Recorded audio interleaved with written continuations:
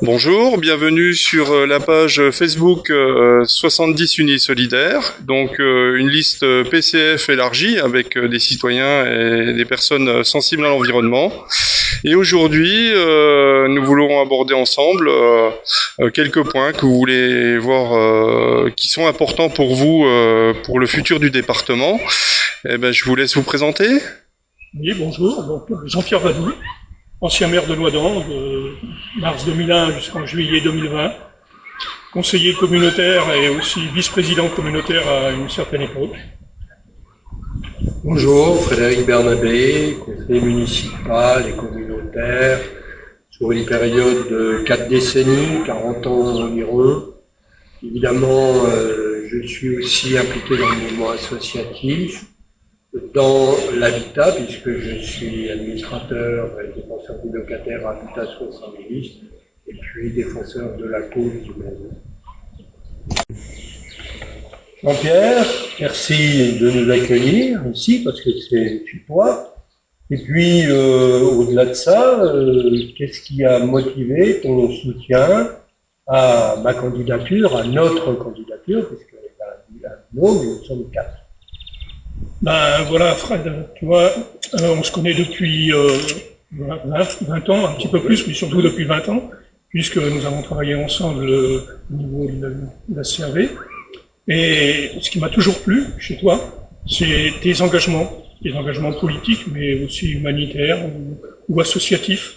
Et je vois, après autant d'années, tu es toujours fidèle, comme tu m'as été fidèle à une certaine époque, quand j'étais malmené à la CAV pour défendre des idées, puisque bon, je suis quand même connu pour être sans parti politique, mais non quelqu'un qui est divers gauche.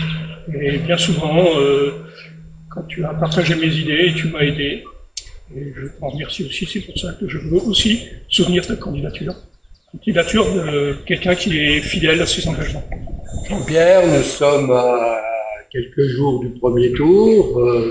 Dans les programmes des uns et des autres, il apparaît pour certains des programmes qu'on va appeler démagogiques. Donc voilà, quels seront pour toi les axes majeurs que tu souhaites voir?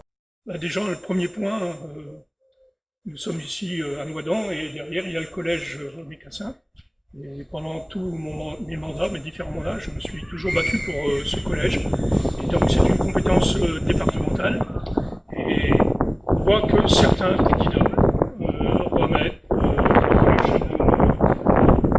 que c'est fini.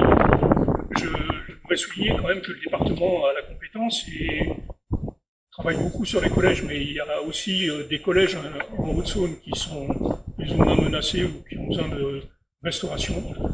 Il faut continuer cette politique pour nos collèges, pour nos enfants, pour avoir une qualité scolaire. Tout à fait.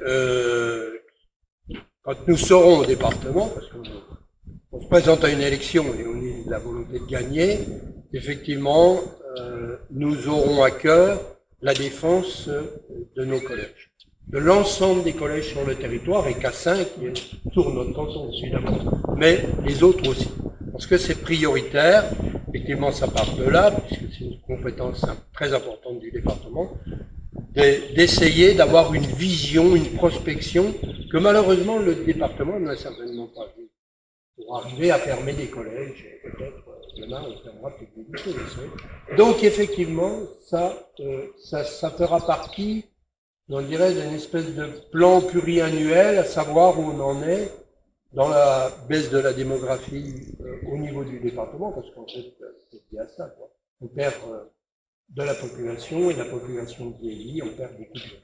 Donc voilà, effectivement, ça répond à cette question-là, c'est ce que nous avons dans notre programme et dans nos perspectives et dans notre programme. Jean-Pierre, dans cette élection, une des compétences importantes du département, c'est l'aménagement du territoire.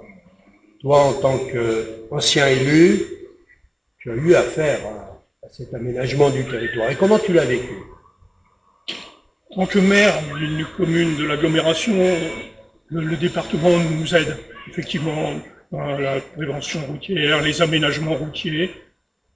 ce qu'on peut, considérer comme un déséquilibre, c'est ce qui se passe peut-être en dehors de l'agglomération, sur certaines parties du département, qui ont été oubliées, délaissées, mais c'est peut-être le résultat d'une guerre politique entre deux hommes. Et malheureusement, c'est certaines parties du département qui en font les frais. On a l'impression que les deux hommes-là sont réconciliés aujourd'hui, pas pour certains. Mais effectivement, on ne peut concevoir, que ce soit d'ailleurs pour Vesoul, l'agglomération, un aménagement du territoire qui ne soit pas égalitaire. Ça, c'est le grand défaut, puisque on voit bien que les grandes infrastructures, les équipements sociaux, culturels, etc., sportifs, sont orientés vers Rio, c'est-à-dire les métropoles, ce qu'on appelle les métropoles Besançon, Montbéliard et Ricourt, et puis plus on recule, c'est-à-dire Vesoul, on a un point de bascule, on voit déjà là qu'on a un petit peu moins de dotation pour l'aménagement, et puis après, quand on va sur Jussé, Vitré, Rivière, etc. Donc, en tant qu'élu, évidemment, on s'intéressera à notre canton, mais on s'intéressera à une politique égalitaire du territoire. Parce que ça ne peut pas être les uns sans les autres. Ceux qui payent des impôts le payent pour tout le monde. Voilà. Et pour tous les élus. Quand vous serez élu conseiller départemental, vous voterez aussi pour des aménagements ou autres qui sont en dehors de votre canton. Voilà. Puisque vous siégez. Tout à fait, voilà, c'est ça. C'est pour ça qu'il faut avoir une vision globale, que pas simplement sélective, c'est ça. Si on veut aménager et développer un territoire et un département, il faut avoir une politique générale égalitaire, c'est ce que je dis, égalitaire. Donc Frédéric, j'ai une autre question à te poser, c'est, ici on est au milieu d'un parc, c'est l'environnement, c'est quelque chose qui est important, qui a été important tout au long de mes mandats au niveau même du département quand j'allais en représentation au département, et aussi au niveau de ma commune. Et vous, dans votre candidature et dans vos idées, parlez-moi justement de vos idées et de votre vue de l'environnement. Voilà, parce que bien souvent, on nous caricature, on dit, voilà, les communistes, ses alliés, ses amis, etc., ils sont un peu en dessous. Non. La question de l'environnement, de l'écologie est au cœur du projet. Mais plus généralement, et on en discutera peut-être à une autre élection, il faut une rupture avec le système existant, parce que sinon, il n'aura pas d'importance. Alors, aujourd'hui, il faut avoir une volonté politique pour aller vers la transition écologique. Et nous nous appuyons sur un rapport qui est le GIEC, les scientifiques, nous nous appuyons exclusivement là-dessus pour aller vers cette transition écologique. À l'inverse de ceux aujourd'hui, on va dire, qui font beaucoup de cosmétiques, plus que de l'écologie ou de l'environnement. Moi, avec mes amis, on prend 2-3 axes. Le premier, c'est le ferroviaire, la ligne Paris-Bâle. Qu'est-ce qu'on attend pour électrifier la ligne Paris-Bâle, qui a un bilan carbone très favorable aux autres, et notamment à la route. Vous savez, aujourd'hui, elle est saturée, elle est complètement surchargée. Donc voilà, on veut l'électrification de cette ligne-là, mais il faut une volonté politique. Alors, le département, tu vas me dire, n'a pas la compétence, mais elle peut avoir cette volonté politique, comme pour les voies navigables, comme évidemment tout ce qu'il y a aujourd'hui, les déplacements à vélo, etc. On peut avoir cette volonté politique très forte pour aménager, pour aller dans ce sens de cette transition écologique. Alors, démagogie, moi je pense que c'est au cœur des préoccupations des Français, mais ça ne doit pas être un leurre. On ne doit pas abuser les gens en disant, bon, ben, vous consommez ceci, cela, etc. Il faut le faire mieux. Il faut quand même rompre avec ce système qui est basé uniquement sur la consommation et non pas sur la satisfaction des besoins. Donc le département est, comme on le nomme aussi, une terre de vélo. Et il est vrai que, au travers de ce département, il y a beaucoup de pistes cyclables, de voies cyclables et de liaisons douces. Mais ce n'est pas suffisant, il faut continuer à développer ce genre de déplacement. Tout à fait, absolument. D'ailleurs, bon, je crois que les choses sont en route, mais en tous les cas, on veut aller beaucoup plus vite parce que on sent qu'on est un petit peu poussif sur cette question-là. Mais j'ai dit tout à l'heure, la transition écologique, c'est le ferroviaire. C'est exact. Mais aussi, puisque je suis à Habitat 70, administrateur, c'est aussi l'habitat, et qui a un rôle majeur pour des milliers de gens. Et ce que nous faisons aujourd'hui, il y a un travail considérable, il y a 20 millions d'euros qui sont destinés justement à cette transition écologique, à faire en sorte que les bâtiments soient moins consommateurs d'énergie, c'est vraiment un choix, une politique volontariste. Et je regrette, parce qu'aujourd'hui le département a cette compétence, puisque c'est en quelque sorte, on va dire pour faire simple, c'est la tutelle d'Habitat 70 qui a 12 000 logements.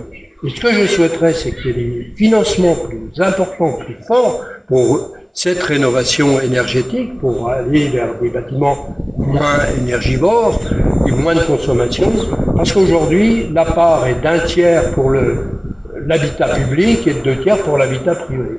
Je n'oppose pas, l'habitat privé a besoin aussi, parce qu'il y a des vrais passoires, mais l'habitat public aussi a besoin de moyens supplémentaires. Merci à toi, Jean-Pierre, ancien maire, très investi pour ta commune, à la vie dans cette collectivité qui s'est beaucoup développée, et puis où tu as su justement concilier l'environnement et la vie sociale de ta commune.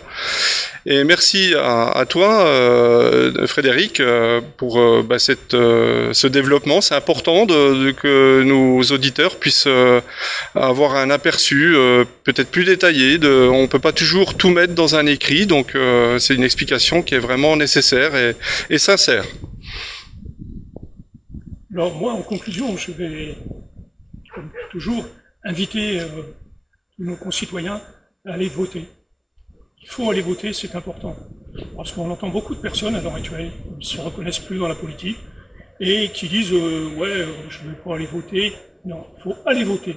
Et attention, même quand vous votez blanc, vous ne ferez pas changer les choses en votant blanc.